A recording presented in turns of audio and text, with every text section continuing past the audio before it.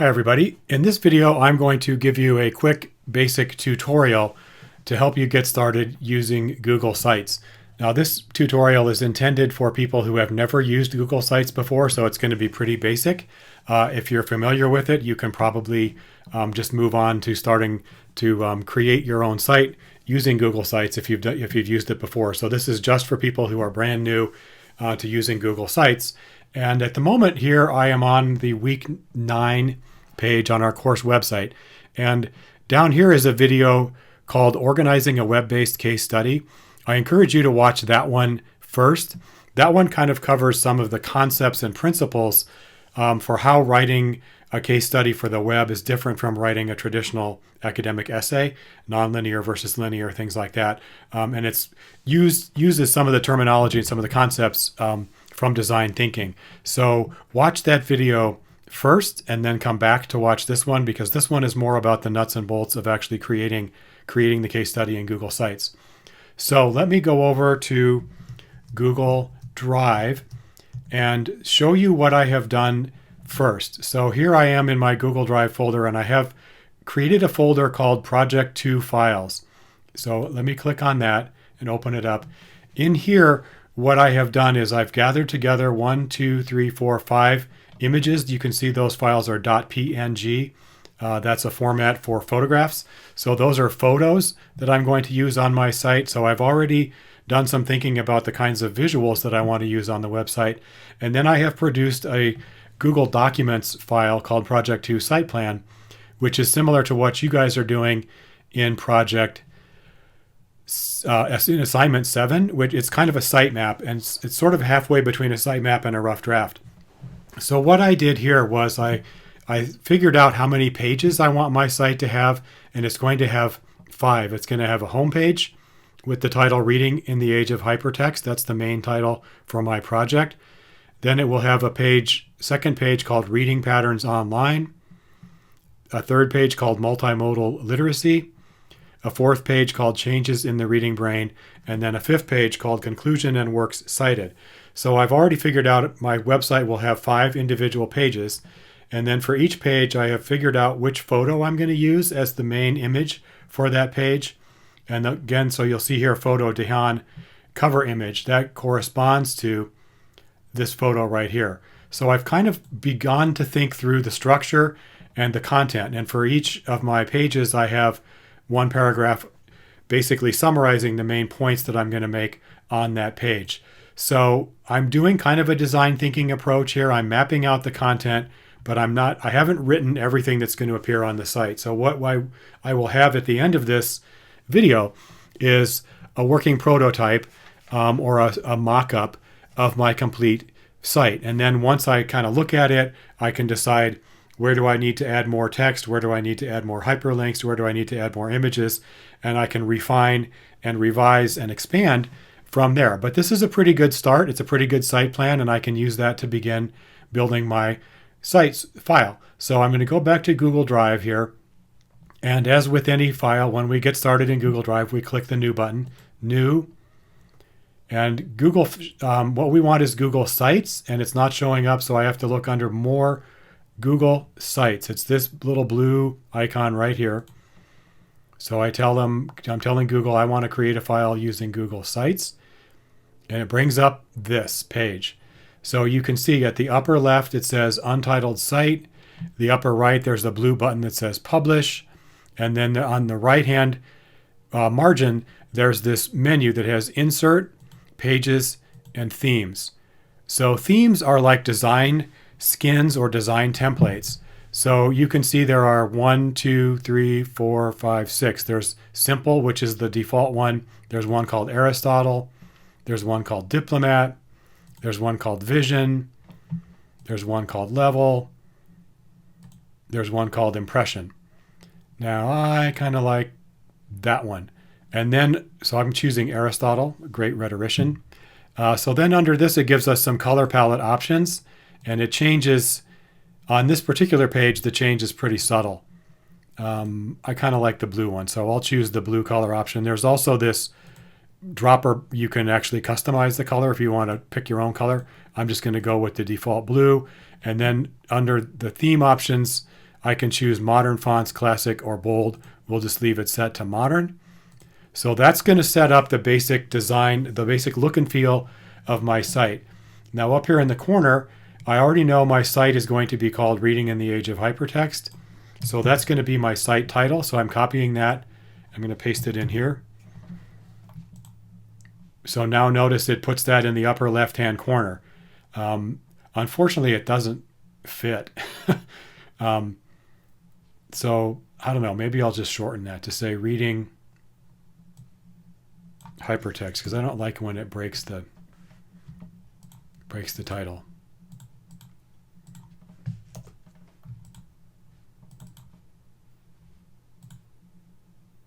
I hit refresh. Sometimes if you make a change and it doesn't stick, I guess you have to edit it here too. That's weird.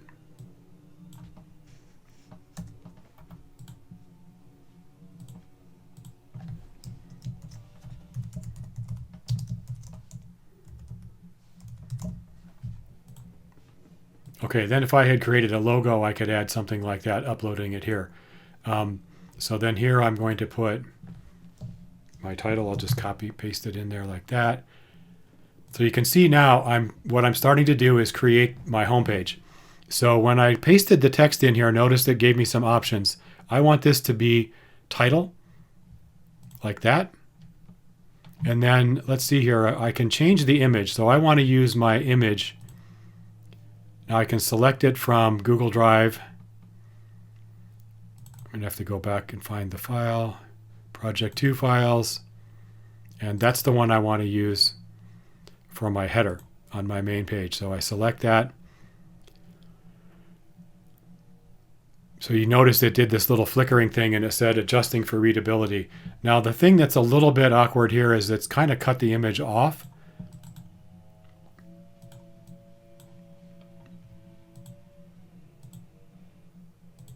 So I can actually, in fact, I want large banner. That looks better. In fact, well, cover, that would be the whole image. That's too big. So you can see here I have options: cover, large banner, banner, title only. Title, I don't want title only because I want the image to show. I want large banner, so I'm going to use large banner on this page.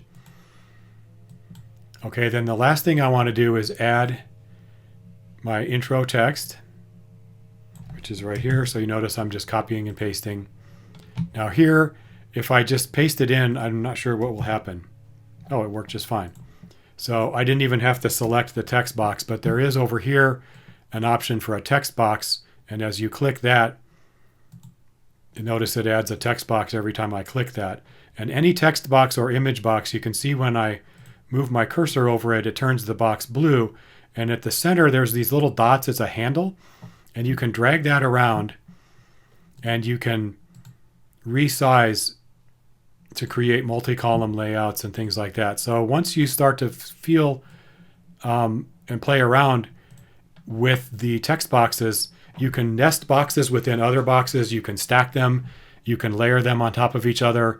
And you can create 2-column, 3-column, multi-column designs. I'm just going to delete that one because that was just for demonstration. Here again, going to highlight that, click the trash can icon to delete. There's some extra spaces here. Now I want this to be wider and I want it to be centered. So again, here I'm just playing with the visual layout. This is sort of wasted energy at some point because I'm just creating a mock-up here at this point. So that's my home page. Now the next thing you want to do, the way I do it is I build out all of my pages first. So we were on the themes menu before to select the look and feel and design. Now we're going to go to pages and just create additional pages. And there's a plus button down here that says new page. So I'm going to create my second page is going to be called Reading Patterns Online.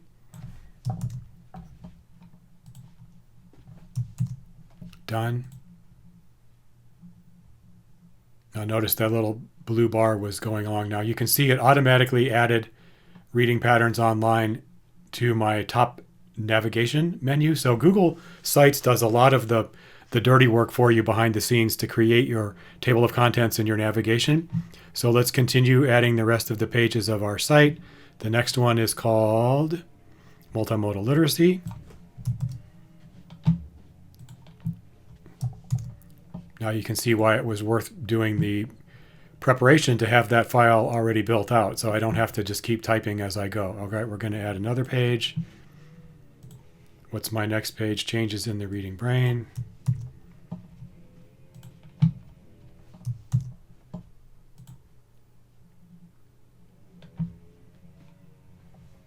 And then one last one, which is conclusion and works cited. Done. So now notice we have the navigation automatically created here. So here's our main site title. Clicking on that when it was live would take us to our home page. You can also click home, reading patterns online, multimodal literacy, changes in the reading brain, conclusion and works cited. Now notice every succeeding page has picked up the same photograph and the same layout. So what do I do if I want to change? I don't want them all to look the same. I want this page to have a different image. So I'm going to change the image, select, back to Google Drive, back to the folder. Too bad it didn't remember the folder from before. For this one, I want the one called, I'll just use heat map. That looks kind of cool. And then I could decide if I wanted to go smaller banner. I'm going to go smaller banner for my second level page. I'll leave the big banner on the home page like that. And then on the second level page, it looks like this with the smaller banner. So then we'll continue multimodal literacy. Again, change image, select, Google Drive. I guarantee you will get the hang of this really quickly. We're going to put old Gunther Kress up there. We'll leave him like that. What happens if we change that to small banner? Does it lose his face? Yes. How do I adjust Gunther? Nope, that's not it.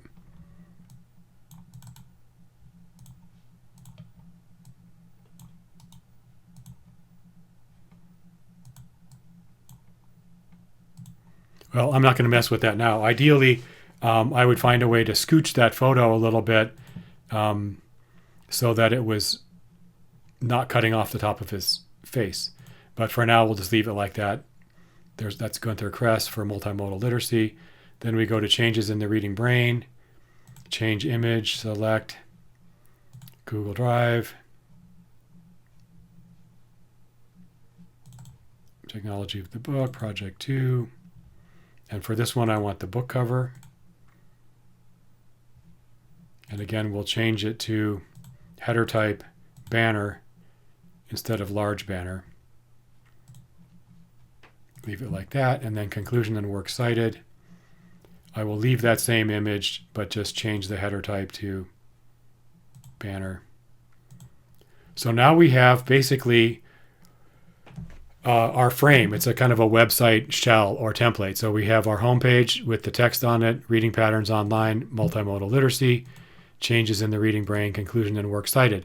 Now we can continue building this site by copying and pasting the content. So here we have reading patterns online.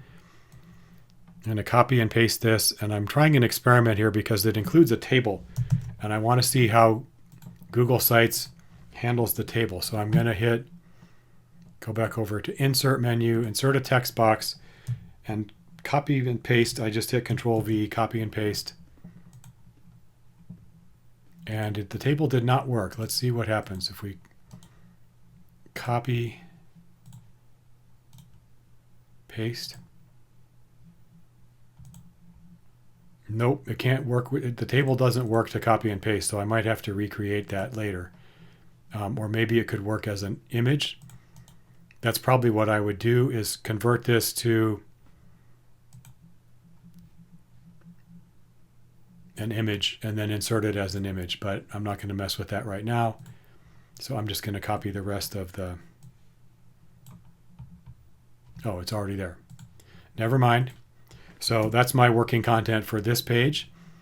And again, I could play around with it. Let's say I wanted to turn this into a 2-column layout.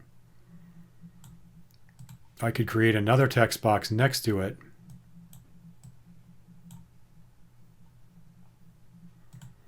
And let's just copy the same text in there for now. Oh, that's not working. Just copy this text. Copy. See how that works? So I have a text box on the left and a text box on the right. And if I wanted to make one of them a different size so that they were asymmetrical, I could also do that. Let's say you had something that was sort of a sidebar comment.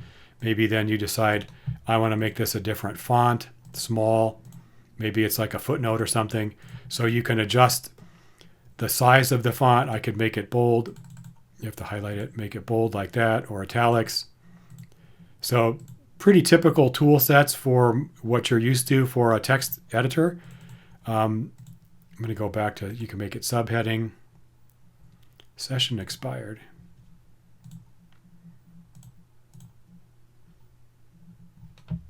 UALR logged me out.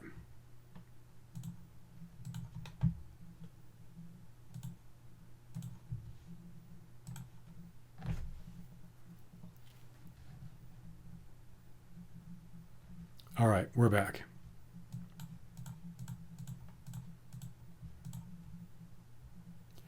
So you can see how that process works. Again, you can insert a text box, come back over here, grab my next chunk of text, copy that in there, and voila, you're building a website. So a lot of what is happening here is happening kind of automatically behind the scenes. Again, you have this almost infinite adjustability with the way your typography is set up. Let's say we decide I want this to be heading. You can go like that. So once you get the text and your images in there, then you can kind of begin to play around with the look and feel and the layout. And ultimately, in this case, I would want to go back in and write some more text to fill out my site. But that's the process that I would use for building my website prototype. And then at some point, if we were following the design thinking process, what I would do then is share it with a few of my readers and say, click through this site and let me know what you think and tell me where I need more content, what's clear to you, what's not, and treat it like a peer reviewable rough draft for my colleagues. And in order to share that with somebody else, then what I need to do is hit the blue publish button up in the upper right hand corner. That basically creates my site creates a live link and saves my site so that people can access it online like a regular website. So it asks me to give it a web address. This would just say reading hypertext. That's fine. Who can view my site? Anyone at UA Little Rock. That's fine. I'm going to leave that default. Hit blue publish button. You see the little spinning icon that tells me. And now down at the bottom, it says your site has been published successfully. View. So I click the view button. And now I'm viewing it through my browser as a live website. So again, I can click through and test it. Does it work? Is my content in the right place? Poor Gunther is cut off. Changes in the reading brain. So everything's working fine. And I can just continue to build out my site. So that's the process that I use. I think that you will find Google Sites to be pretty easy to work with once you get the hang of it. Most things you just need to mouse over it to bring up the blue box, and the little blue buttons, circles, are like handles that you can drag and drop to resize and readjust the placement of the text on the page. So I hope that works for you. There's some other links you can find on the course website to some Google Docs, Google Sites help information and their cheat sheet. So take a look at that if you need more information beyond what I've covered in this video. And when you do go ahead and get ready to share your site, make sure you're sharing this one, the live site, and not this one that you're editing. So you want to go to this live site and then copy the link from here, not the one where you're editing. So copy that live site and use that to share on Blackboard.